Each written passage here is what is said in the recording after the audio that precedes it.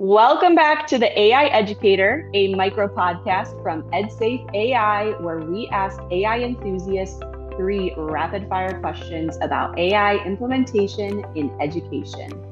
I'm your host, Andrea Claver, project manager of EdSafe, and today we are thrilled to be joined by Zach Kennelly, senior manager of STEM, AI, and partnerships at DSST Public Schools. Thanks for joining us today, Zach. Are you ready? I'm ready.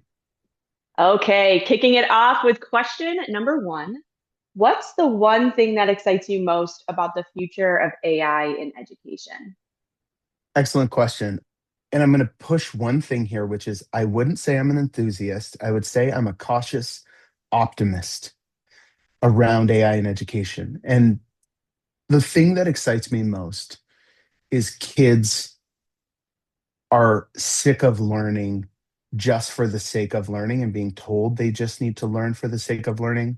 What we're seeing is that young people want to make an impact.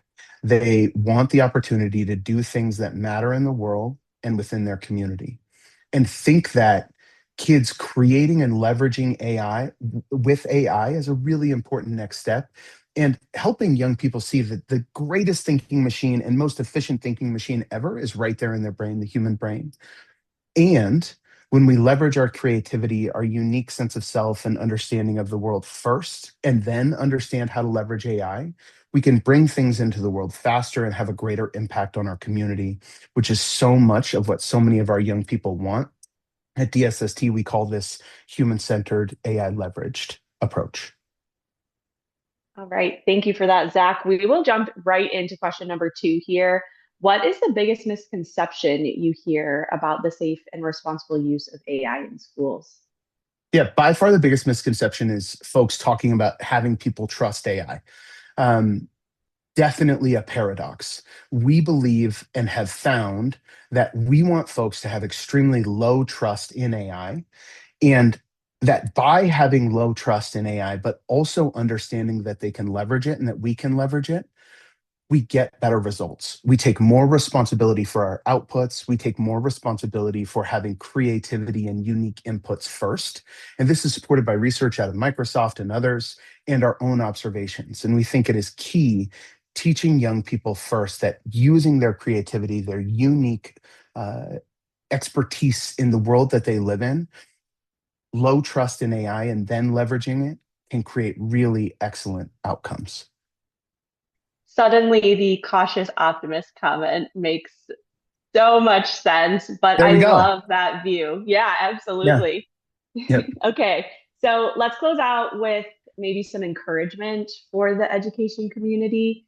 What's a message you Excellent. would share with a teacher or a school leader who's feeling overwhelmed by the rapid pace of AI development? Yeah, I don't know that my statement will make people feel less overwhelmed, but I do think it will add urgency. As a civics teacher, I would always teach about power. The first thing we would teach students is act or be acted upon. Power is ancient, it is rooted in long held human dynamics, and AI accelerates that power. As educators in schools, I believe and we deeply believe that we have a responsibility to prepare people, our staff, and young people for the future.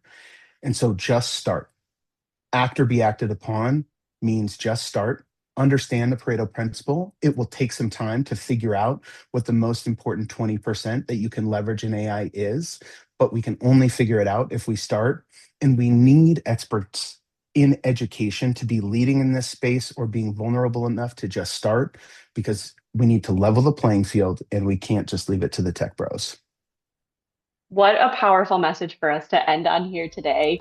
And there you have it, listeners. Three quick questions and a wealth of information to mull over. Please join us next time where we'll put another AI enthusiast or possibly cautious optimist in the hot seat.